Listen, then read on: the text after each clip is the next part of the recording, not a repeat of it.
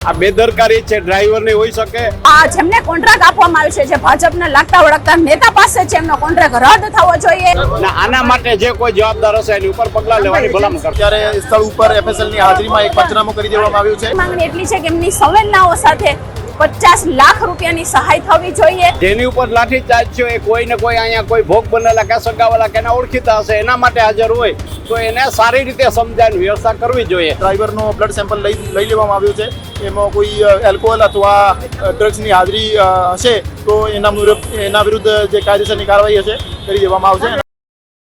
ગુજરાત રાજ્યની અંદર આજે એક એવી ઘટના બની છે કે જે ઘટનાને લઈને ચકચાર મચી જવા પામી છે। સવારનો સમય હતો, રાજકોટના ઇન્દિરા સર્કલનો વિસ્તાર કે જ્યાં રફતારનો કહેર જોવા મળ્યો, પણ આ વખતે નબીરાઓ નહીં, કાર કે બાઇક નહીં, પરંતુ આ વખતે સરકારી બસ એટલે કે જે શહેરોમાં સિટી બસ ચાલતી હોય એ સિટી બસ ચાલક એવો બેફામ બન્યો કે તેણે 4 લોકોને કચડી નાખ્યા, 10 થી વધુ લોકો ઘાયલ થયા।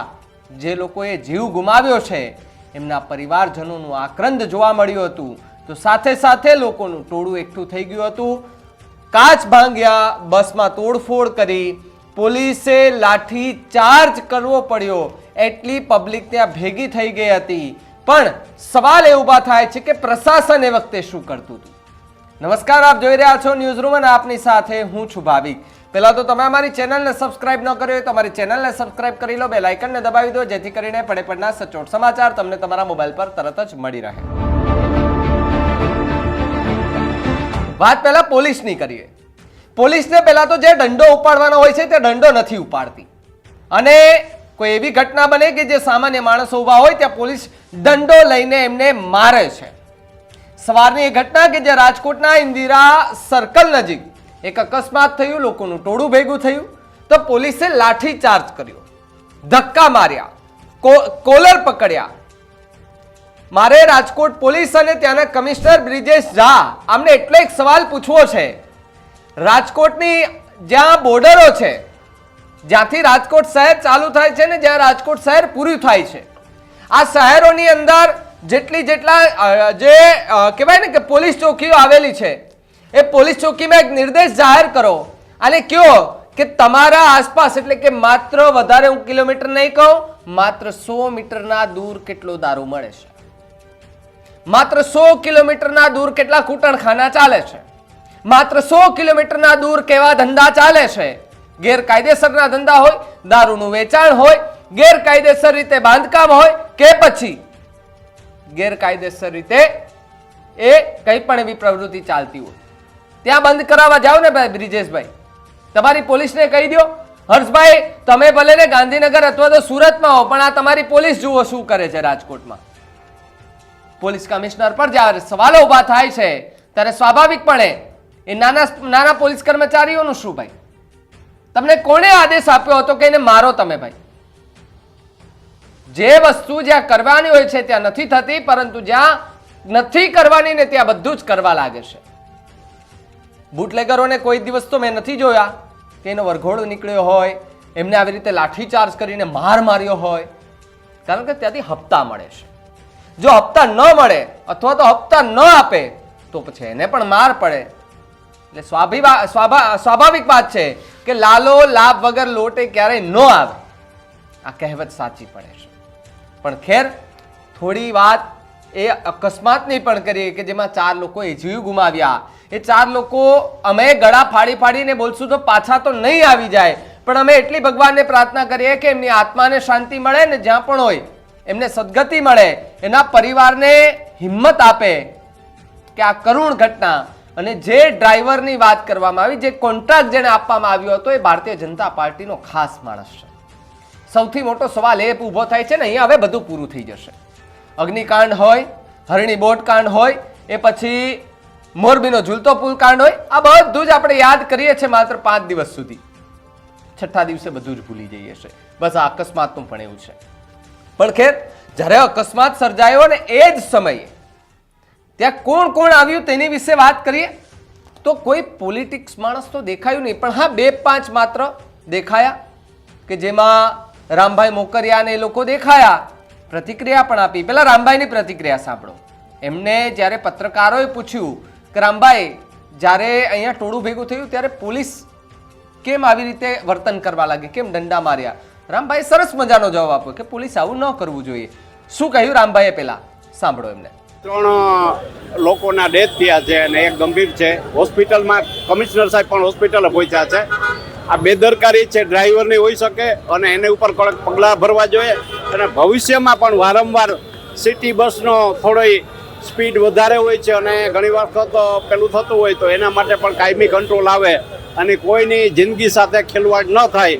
કેમ કે બસનો ડ્રાઈવર છે, બસમાં બેઠેલા પેસેન્જર, રાહદારીઓ અને વાહન ચાલકો ઉપર પણ એની જવાબદારી હોય છે. શાંતિથી સારી રીતે ચલાવી કોઈ નુકસાન ન થાય એ જરૂર. એ પણ સેવા જ કરે છે તો સેવામાં પણ એને થોડુંક કેર કરવી જોઈએ અને આના માટે જે કોઈ જવાબદાર હશે એની ઉપર પગલાં લેવાની ભલામણ કરશો. આ એજન્સીનો ફોલ્ટ હોય તો એની ઉપર 100% થવી જોઈએ. સિટી બસના ડ્રાઈવરો વારંવાર ફરિયાદ આવતી હોય છે કે બેફામ રીતે ચલાવે છે, તેમ છતાં કાર્યવાહી નથી થતી. શું કોઈના મોતને પછી જ કાર્યવાહી થાય? હું એ જ કહેવા માંગુ છું કે વારંવાર આવી કમ્પ્લેનો આવે છે, વારંવાર સોશિયલ મીડિયામાં પણ આવું આવતું હોય છે કે થોડી સ્પીડમાં વધારે હોય છે.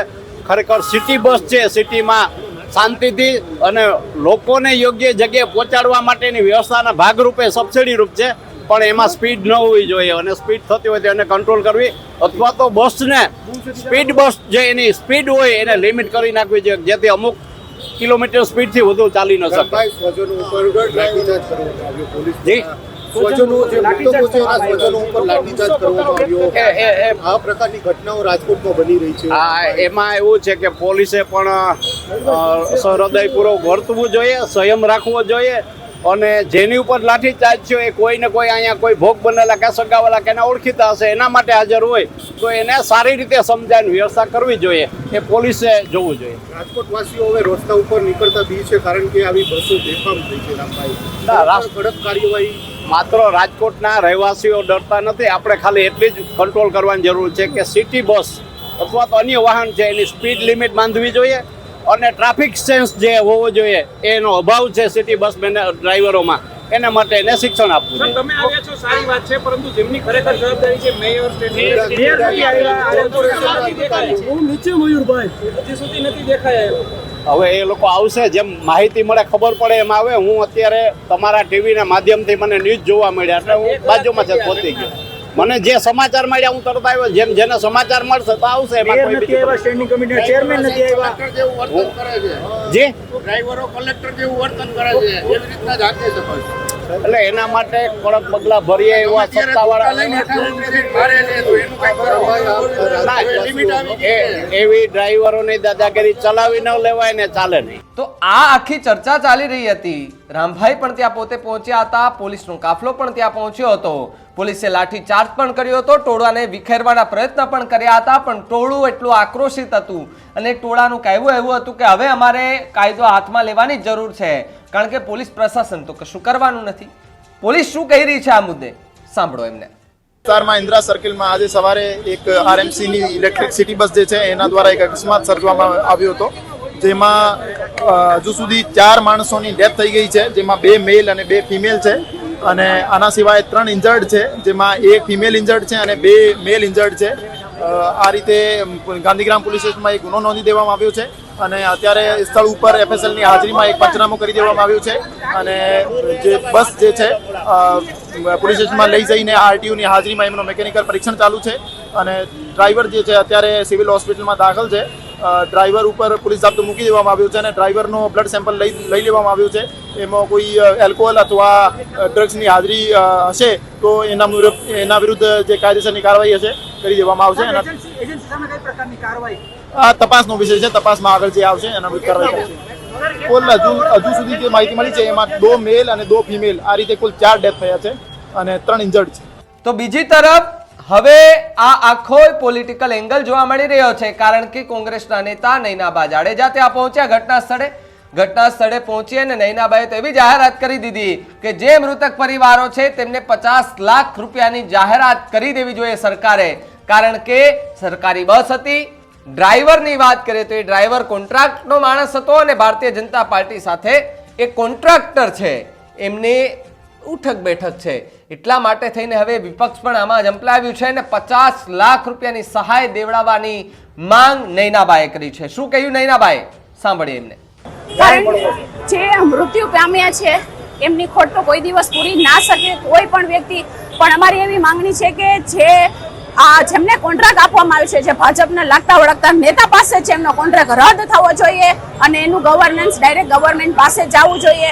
આવા જેટલા પણ કોન્ટ્રાક્ટ છે રદ થવા જોઈએ અને કહેવાય કે વ્યક્તિની ખોટ કોઈ દિવસ ના પૂરી શકાય. કદાચ કોઈ મર્યું હશે એમાંથી કોઈ પરિવારનો એક જ વ્યક્તિ એવો હશે કે જે ઘર ચલાવતો હશે, તો અમારી માંગણી એટલી છે કે એમની સંવેદનાઓ સાથે 50 લાખ રૂપિયાની સહાય થવી જોઈએ કે જેથી એ લોકોને થોડી મદદ મળી રહે. કારણ કે વ્યક્તિનું કોઈ દિવસ મૂળ નથી હોતું, પણ એમના પરિવારનું ગુજરાન સારી રીતે ચાલે એટલા માટે 50 લાખની સહાય થવી જોઈએ.